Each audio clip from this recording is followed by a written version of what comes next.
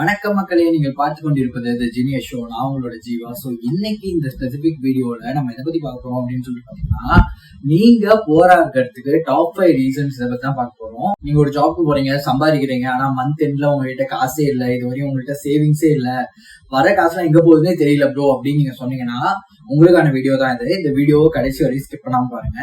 அதே மாதிரி நீங்க நம்ம சேனலுக்கு ஃபர்ஸ்ட் டைம் விசிட் பண்றீங்கன்னா, இந்த சேனல்ல book reviews, personal finance, productivity இதை பத்தி எல்லாம் பேசுவேன். இந்த டாபிக்ஸ்ல உங்களுக்கு இன்ட்ரெஸ்ட் இருந்துச்சு என்னோட சேனலை சப்ஸ்கிரைப் பண்ணிக்கோங்க. அதே மாதிரி கீழே டிஸ்கிரிப்ஷன்ல என்னோட இன்ஸ்டாகிராம் ஐடியா கொடுக்குறேன், ஃபாலோ பண்ணிருங்க. வாங்க வீடியோக்குள்ள போகலாம்.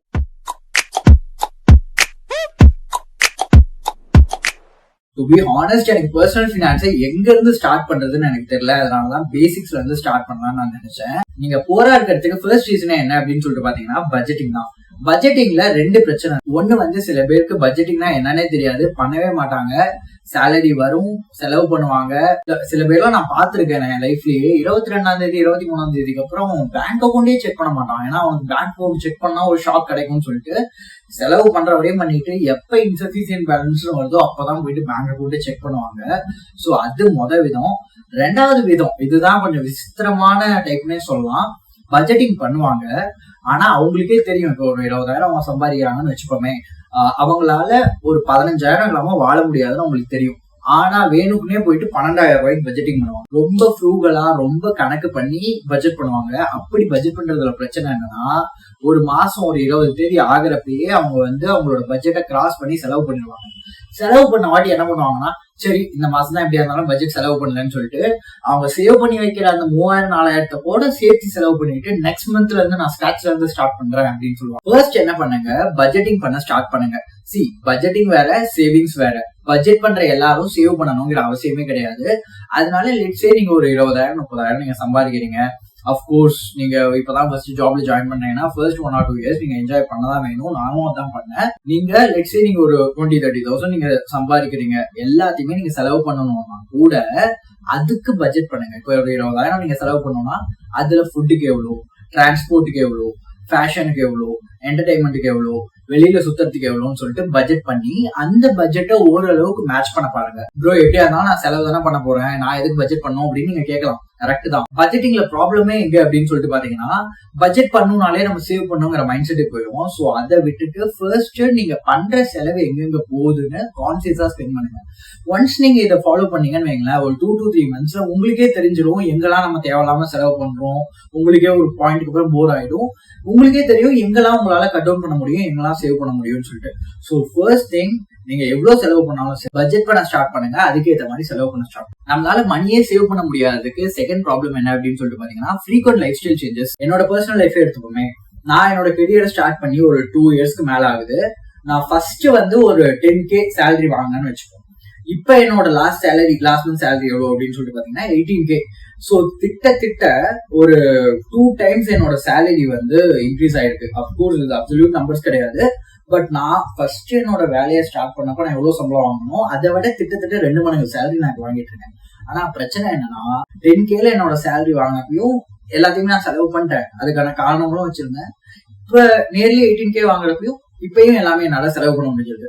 சோ இதுக்கு மேஜர் ரீசன் என்ன அப்படின்னு சொல்லிட்டு பாத்தீங்கன்னா, லைஃப் ஸ்டைல் சேஞ்சஸ். நம்ம நார்மலா என்ன பண்ணுவோம் அப்படின்னு சொல்லிட்டு பாத்தீங்கன்னா, நீங்க ஜாப்ல இருந்தாலும் சரி, பிசினஸ்ல இருந்தாலும் சரி, ஃபர்ஸ்ட் ஒரு ஜாப்க்கு போவீங்க, உங்களுக்கு ஹைக் வர வர வர வர உங்களோட செலவுகளும் இன்க்ரீஸ் ஆகிட்டே இருக்கும். சோ பர்சனலா என்ன கேட்டீங்கன்னா, நான் என்ன பண்ணுவேன்னா, ஃபர்ஸ்ட் ஒரு 1 or 2 years you can enjoy. But after that ஒரு நார்மல் லைஃப் ஸ்டைல ஸ்டிக் பண்ணுங்க. எவ்வளவு உங்களோட சேலரி ஏறினாலும் உங்களோட ஸ்பென்ஸை ஒரு 10% மேல ஏத்தாதீங்க. அதுக்கு நான் என்ஜாயே பண்ணக்கூடாது அவ்வளோ அப்படின்னா, instead of doing it for an yearly basis, எப்பெல்லாம் ஹைக் வருதோ அப்பெல்லாம் லைஃப் ஸ்டைல் அப்கிரேட் பண்றதை விட்டுட்டு ஒரு 3 to 4 years டைம் எடுத்துக்கோங்க. 3 to 4 years ஒன்ஸ் கொஞ்சம் கொஞ்சமா உங்களோட லைஃப் ஸ்டைல் அப்கிரேட் பண்ணுங்க. இது ஃபர்ஸ்ட். லைஃப் ஸ்டைல் அப்கிரேடேஷன் பத்தி பேசுறப்ப என்னால இன்னொரு டாபிக்கை டச் பேஸ் பண்ணாம போகவே முடியாது, which is the materialistic things. இப்பதான் ஒரு 2 years தான் நான் அவனே பண்றேங்கிற உங்களோட மைண்ட் செட் எப்படி இருக்கும்னு நான் சொல்றேன். நீங்க வந்து ஒரு 20 years கஷ்டப்பட்டு படிச்சிருப்பீங்க. அதுக்கப்புறம் கஷ்டப்பட்டு படிச்சுட்டு இப்பதான் நீங்க சேலரியே நீங்க வாங்குறீங்கன்னா எல்லா விஷயமும் உங்களுக்கு வாங்கணும்னு தோணும். Be it materialistic things, bikes, iPhone எல்லாமே வாங்கணும்னு தோணும். அது பிரச்சனை கிடையாது. இந்த பாயிண்டர்ஸ் எல்லாம் கொஞ்சம் சென்சிட்டிவான பாயிண்டர்ஸ் தான். பைக்ஸ் எல்லாம் உங்களுக்கு நிறைய பேருக்கு வந்து எமோஷனலா இருக்கும். Try to see this video with an open mind. Complete லாஜிக்கலா இந்த வீடியோ பாருங்க, ரேஷனலா இதை பாருங்க, எமோஷனலா பார்க்காதீங்க. ஸோ இப்போ வந்து ஒரு பைக் வாங்குறோம்னா, ஒரு ஐபோன் வாங்குறோம், இல்ல ஒரு மெட்டீரியலிஸ்டிக் திங்ஸ் நம்ம வாங்குறோம்னா 90% ஆஃப் த டைம் அதை யூஸ் பண்றதுக்கு நம்ம வாங்க மாட்டோம். அதுக்கு ஏன்னா அதோட இன்டென்ஷன் வந்து நீங்க யூஸ் பண்றதா இருந்துச்சுன்னா there are a lot of cheaper and affordable options. பிரச்சனை என்னன்னா இங்க வந்து இது வாங்குற 90% of the people they buy it to impress other people or just show off பண்றதுக்கு. இது மோஸ்ட்லி இப்ப எங்க இருந்து அதிகமா ஆயிருக்கு அப்படின்னு சொல்லிட்டு பாத்தீங்கன்னா இந்த மீடியம்ல தான் அதிகமாகுது. நிறைய பேர் பைக்ஸ் வச்சிருக்காங்க, ஐபோன் வச்சிருக்காங்க, நிறைய பேர் வாங்குவோம். இதை எப்படி பார்க்கலாம்னா, இப்போ வந்து நான் வந்து போயிட்டு ஒரு ராயல் என்ஃபீல்ட் பைக் ஒரு 3 லட்சத்துக்கு வாங்குறேன்னா என்னோட இன்டென்ஷன் வந்து இங்க இருந்து ஆஃபீஸ் போறது, நான் வெளில போறதுதான். அதை வந்து ஒரு 60,000-70,000 இருக்க ஒரு ஹீரோ ஹோண்டா பைக்குமே நல்ல மைலேஜ்ல எனக்கு கொடுக்கும். அப்படி இருக்கப்ப நான் ஏன் ராயல் என்ஃபீல்ட்ல போறேன்னா, ஆட்-ஆன்ஸ், பிராண்ட் நேம் இருக்கு, அதுவும் இல்லாம ஒரு கெத்து அப்படின்னு சொல்லிட்டு தான் நான் வாங்கினேன். நீங்க ஒண்ணு நல்லா புரிஞ்சுக்கோங்க, இந்த மாதிரி மெட்டீரியலிஸ்டிக் திங்ஸ் வாங்குற wealthy people, real wealthy people வந்து அவங்க இதை வாங்கினாலதான் அவங்க பணக்காரங்களா கிடையாது. they have a system, they have a business that is working for them. அம்பானியே எடுத்துக்கலாம், அவர் 20 கோடி 30 கோடிக்கு வாட்ச் கட்டுறாருன்னு சொல்றோம். ஆனா டிஃபரன்ஸ் என்ன அப்படின்னு சொல்லிட்டு பாத்தீங்கன்னா 20-30 கோடிக்கு அவர் ஒரு வாட்ச் கட்டினாலும் அது அவரோட பினான்ஸ்ல ஒரு டென்ட்டை கூட மேக் பண்ணாது. நம்ம ஒரு 2.5 lakh 3 lakh ஒரு பைக் நமக்கு வாங்கினோம்னா நெக்ஸ்ட் 3 to 4 years அந்த புக்ல வந்து நம்ம மாட்டிப்போம். Same with car for 10 years, same with your house loan for 20-25 years. So பர்சனலா காசு சேர்த்து வச்சு அவ்வளோ விலை கொடுத்து ஒரு பொருளை வாங்கணும்னாலே நான் நோவா சொல்லுவேன்.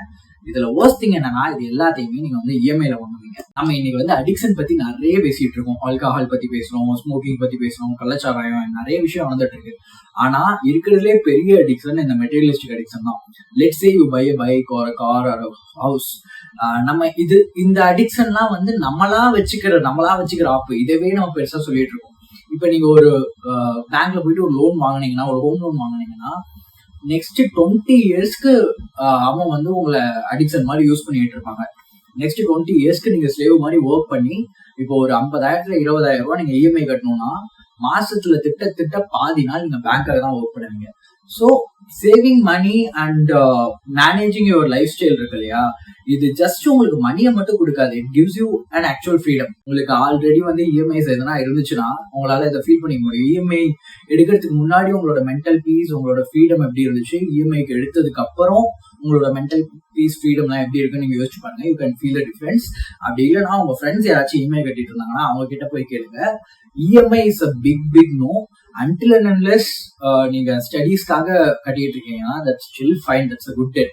மற்றபடி மெட்டீரியலிஸ்டிக் திங்ஸ்ல இஎம்ஐ கட்டுறதுல it doesn't make any sense at all. அதுக்கு பதிலா உங்ககிட்ட இருக்கிறத வச்சு அஃபோர்டபுள் வேற ஆப்ஷன் பாக்குறதுதான் வந்து புத்திசாலி. அடுத்த ரீசன் என்ன அப்படின்னு சொல்லிட்டு பாத்தீங்கன்னா, நம்ம வந்து ஒரு 20 years படிச்சுட்டு காலேஜ்ல வந்திருக்கோம் கரெக்டா. இது வந்து இன்னைக்கு இருக்க எல்லா ஒர்க் பண்ற கிளாஸ்லயும் இருக்க ஒரு காமன் ப்ராப்ளம் தான். படிச்சு முடிச்சதுமே அவங்களோட ஸ்கில்ஸை டெவலப் பண்றதை ஸ்டாப் பண்ணிடுவாங்க, புது திங்ஸை வந்து லேர்ன் பண்றதை ஸ்டாப் பண்ணிடுவாங்க. See, if you are very keen about investing lakhs and lakhs of rupees in getting a bike or car, உங்க மேல நீங்க இன்வெஸ்ட் பண்ணீங்கன்னா, be it a skill that you learn or உங்களோட ஹெல்த்தை பில்ட் பண்றது, உங்களோட நாலேஜை பில்ட் பண்றது, இதை நீங்க பில்ட் பண்ணீங்கன்னா உங்களோட லைஃப் லாங்குக்குமே அது வரும். And it is more sensible as well, right?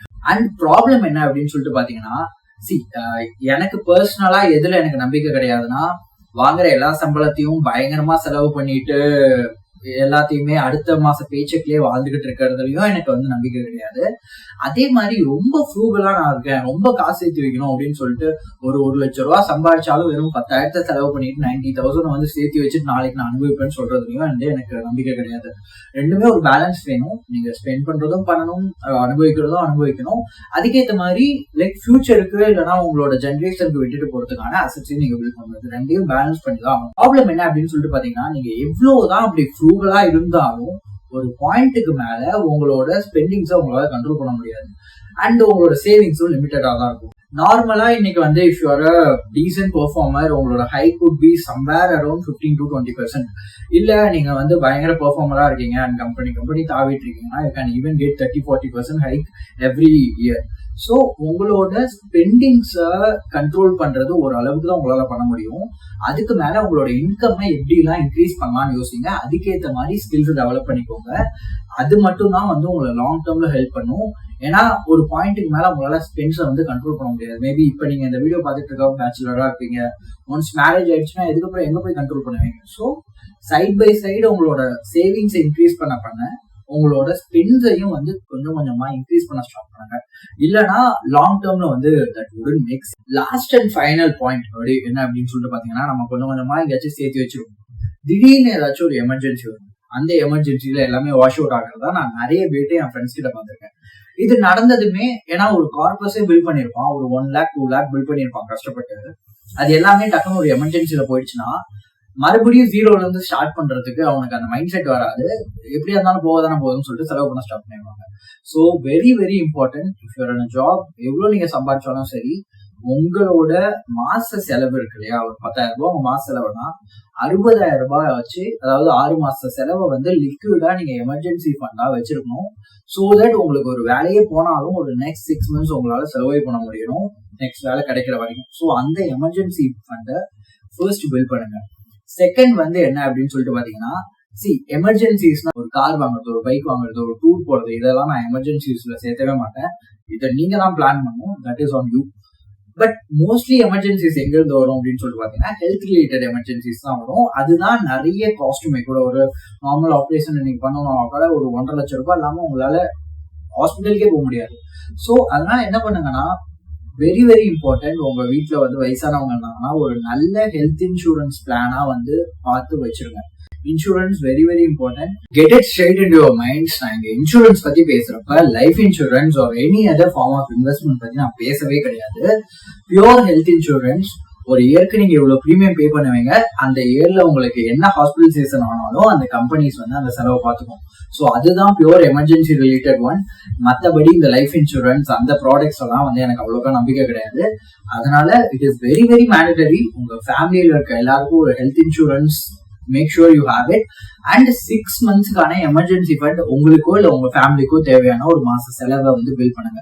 இதெல்லாம் பில் பண்ண வாட்டி நீங்க என்ன வேணா இன்வெஸ்ட் பண்ணலாம், என்ன வேணா சேவ் பண்ணலாம். So these are the basics. அதே மாதிரி இந்த அவுட் ஆஃப் 5 எவ்வளவு ஸ்டெப்ஸை வந்து நீங்க இப்போ ஃபாலோ பண்ணிட்டு இருக்கீங்க, எதெல்லாம் நீங்க ஃபாலோ பண்ண போறீங்கன்னு சொல்லிட்டு கமெண்ட் டவுன் பண்ணுங்க. நீங்க எதனா பெட்டர் டெக்னிக் நீங்க யூஸ் பண்ணாலும் அதையும் கமெண்ட்ஸ்ல சொல்லுங்க. ஒரு மாச செலவு ஃபுல்லாத்தையும் ஒரே வாரத்துல பண்ணி முடிக்கிற உங்க ஃப்ரெண்ட்ஸ்க்கு இந்த வீடியோ சென்ட் பண்ணுங்க, அவங்களை பார்க்க சொல்லுங்க. இன்னொரு வீடியோல உங்களை பாக்குறேன். பாய்.